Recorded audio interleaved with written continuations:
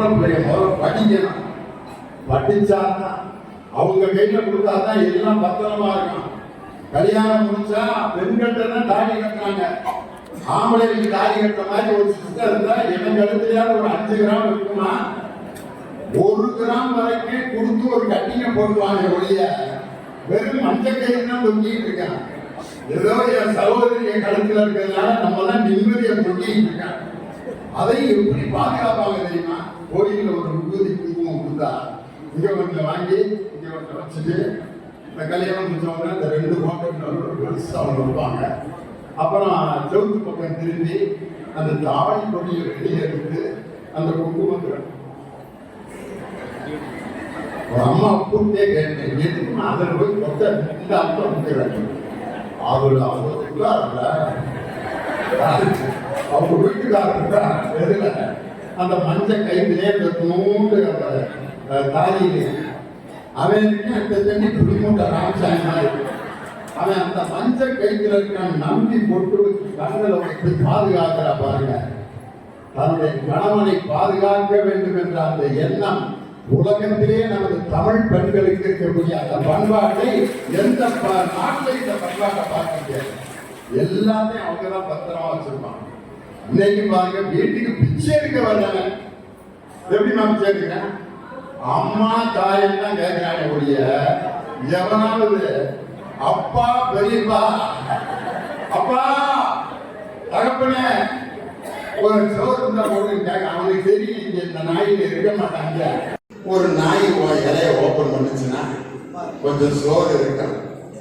எந்த மகராசனோ நமக்கு இப்படி சோறை வச்சுட்டு இலைய மூடி இருக்கான் அப்படின்னு உன்னை வாழ்த்திக்கிட்டே சாப்பிட்டா நீ இலைய சுத்தமா வடிச்சு போட்டிருந்தான்னு வச்சுக்க, அந்த நாய் ஓபன் பண்ணிட்டு என்ன நினைக்கணும்?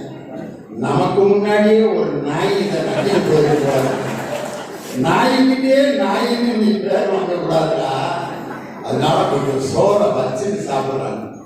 ஒரு கை சோறே ஒரு விலங்குக்கு நமக்கு ஆசீர்வாதத்தை வாங்கி கொடுக்குதுன்னா, காலையில பள்ளிக்கூடத்துக்கு பட்னியா வர்ற அந்த குழந்தைகளுக்கு தன்னுடைய திட்டத்தால் காலை உணவு திட்டத்தை இந்தியாவிலேயே அறிமுகம் செய்த முதலமைச்சர்.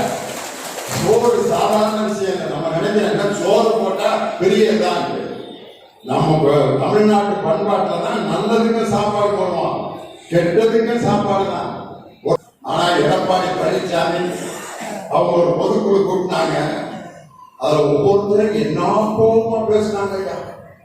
அப்பா சட்டத்துறை அமைச்சர் ஐயா வச்சிருக்கிற பதவியை போன அதிமுக பிரிவில் இருந்தார் ஒருத்தர் CV சண்முகம் ஐயா, சட்டத்துறை அமைச்சர். அவர் பேசுறாரு,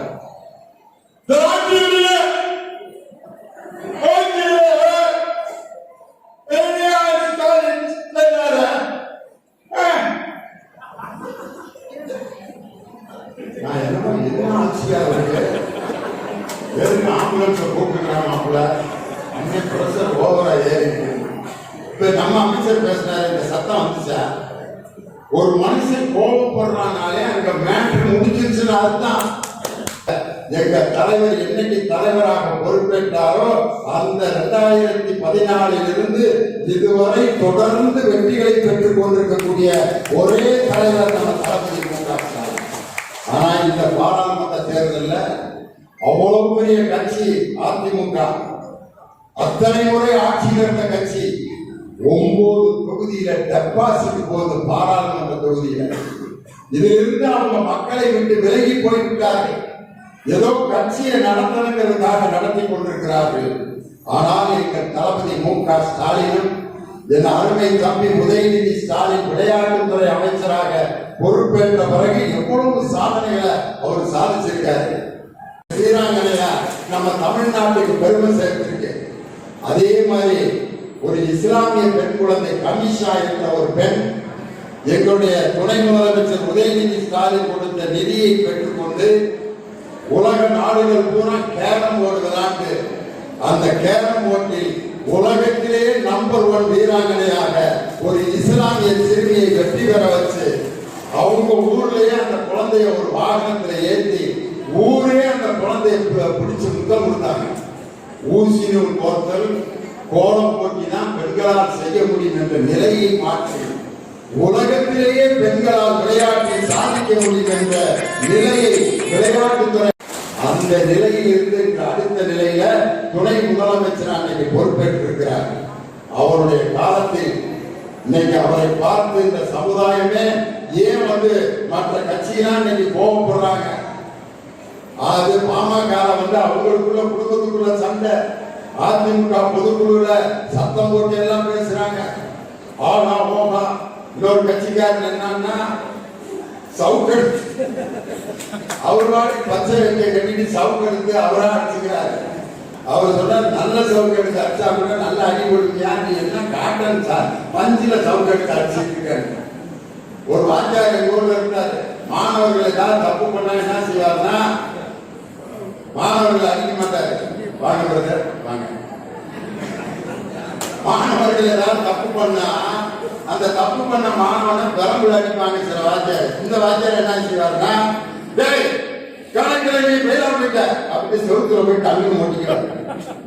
நீ பெயிலா போயிட்ட கணக்குல ஒருத்தர் சேட்டை பண்றான், சேட்டை பண்ண தெரியாம போட்டாட்டா, இனிமே பண்ணீங்கன்னா பாரு அடுத்த நீ தப்பு பண்ண செவுத்துல முட்டி கொண்டாட்டு ஒரு காலையில இருந்து சாயந்தரம் வரைக்கும் 20 தடவை முட்டி அடுத்த நாள் காலையில வாத்தியார் பைத்தியம் கொடுத்துருச்சு. ஏன்னா ஒரு வகுப்புல தப்பு நடக்குதுன்னா வாத்தியார் செவுத்துல போய் முட்டிக்கிட்டா அந்த மாணவன் திருந்துவானா? ஒரு நாட்டுல ஒரு தவறு நடக்குதுன்னா அந்த தவறுக்கு என்ன காரணம்? அந்த பெண்ணை பாதுகாக்கிறதுக்கு என்ன செய்யணுங்காம சவுக்கெடுத்து முதுகில் அடிச்சுக்கிட்டு இருக்கிறது. இது நாடகம் போட்டுகின்ற அந்த பாஜகவினுடைய தலைவருடைய நாடகத்தை மக்கள் பார்த்து சிரிச்சு கேவலப்படுத்திட்டு இருக்காங்க. நேர்மை இல்லாதவன் உண்மை இல்லாதவனுக்கு நம்ம சௌகரி கொடுக்காட்டியும் அவனே அவனுக்கு சௌகரி கொடுத்துக்குவாங்கிறத உண்மை. உண்மையாகவும் நேர்மையாகவும் மக்களுக்காக போராடி கொண்டிருக்கக்கூடிய அந்த இயக்கத்தினுடைய முக்கிய சட்டத்துறை அமைச்சர் தான் சொன்னாரு. எங்க அமைச்சர் தான் சொன்னாரு, ஒரு பெண் பாலியல் பலாத்காரம் செய்யப்பட்டு விட்டால் அந்த பெண்ணை பாதுகாக்கிறதுக்கு என்ன செய்யணுமோ அதை விட்டுட்டு அந்த பெண்ணை பற்றிய செய்திகளை எல்லாம் சின்ன சின்னதா எடுத்து எடுத்து எடுத்து அந்த குற்றவாளியின் பின்னணி என்ன, யார் இந்த ஞானசேகரன், அவன் பிரியாணி கடை வைத்திருப்பதன் மர்மம் என்ன, ஆடியோவில் வெளியான புதிய தகவல்கள் மர்மம், இதோ போட்டோக்கள் அப்படின்னு போட்டு போட்டு போட்டு பல அரசியல் கட்சிகள் அதுக்காக ஆர்ப்பாட்டம் நடத்தி ஒரு பெண் அவமானப்படுத்தப்பட்டதை இந்த உலகத்துக்கே சொல்லி அந்த பொண்ணை ஏண்டா நம்ம கம்ப்ளைண்ட் பண்ணோம் அப்படிங்கிற லெவலுக்கு அந்த பெண்ணை கூணி குறுக வைத்த கேவலமானவர்கள் தான் எதிர்கட்சியை சேர்ந்த பாஜகவும் அதிமுகவும். ஆனா அந்த பெண் பாதிக்கப்பட்டவுடன் குற்றவாளியை 3 மணி நேரத்தில் கைது செய்து அவனுக்கு கோர்ட்டுக்கு கொண்டு போய் அவனை ஒப்படைத்த ஆட்சி நமது திராவிட மாடல் ஆட்சி. 3 மணி நேரத்தில் அந்த குற்றவாளியை கைது செய்தார்கள். ஆனால் இதே அதிமுக ஆட்சியில் பொள்ளாச்சியில் ஒரு பாலியல் பலாத்காரம் நடந்தது. 2 ஆண்டுகள் போராடின பிறகுதான் அந்த குற்றப்பத்திரிகையை தாக்கல் செய்யப்பட்டது. காரணம், அதில் அதிமுகவுடைய அமைச்சர்கள் எல்லாம் அதிலே தொடர்புடைய இருந்தார்கள். இன்னைக்கு வரைக்கும் அது கேஸ் நடந்துட்டு இருக்கு. யார் குற்றவாளி என்று இதுவரை கண்டுபிடிக்க முடியல. ஆனால் அதிமுக காரர்கள் சொல்கிறார்கள், இந்த நிகழ்ச்சி நடந்த பிறகு முதலமைச்சர் வாய் திறக்காமல் இருக்கிறார். நான் இன்னைக்கு சொல்றேன், அனைத்து நடவடிக்கைகளும் சிறப்பாக நடைபெற்றுக் கொண்டிருக்கிறது. பாதிக்கப்பட்ட பெண்ணுக்கு நியாயம் கிடைக்கும், அந்த குற்றவாளிக்கு மிகப்பெரிய தண்டனை விரைவிலே வழங்கப்படும் என்பது முதலமைச்சர் நமக்கு இருக்கக்கூடிய கட்டளை. காரணம், நேற்று முந்தா நாள் ஒரு தீர்ப்பு வந்துச்சு, பார்த்துருப்பீங்க. ஒரு பொண்ணை ரயில்வே ஸ்டேஷன்ல தன்னுடைய காதலன் அந்த காதலிச்ச பொண்ணை ட்ரெயினுக்குள்ள தள்ளி விட்டுட்டான். அந்த குற்றம் நிரூபிக்கப்பட்டு அந்த தள்ளி விட்டவனுக்கு மரண தண்டனை நேற்று நீதிமன்றத்திலே கொடுக்கப்பட்டிருக்கிறது. அது மாதிரி இந்த குற்றம் நீதிமன்றத்தால் உறுதி செய்யப்பட்டால் இந்த குற்றவாளிக்கும் அதே போல் தண்டனையை பெற்றுத் தருவது திராவிட முன்னேற்ற கழகத்தின் நியாயமான ஒரு ஆட்சி.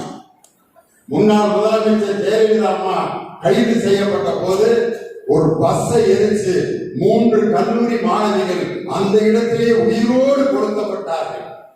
அந்த பஸ்ஸை கொளுத்தின அந்த குற்றவாளிகள் ஒரு 6 வருஷம் ஜெயில இருந்துட்டு இன்னைக்கு விடுதலையாகி வெளியில் உலாவிக் கொண்டிருக்கிறார்கள். இதெல்லாம் அதிமுக ஆட்சி பெண்களுக்கு கிடைத்த அவமானம்.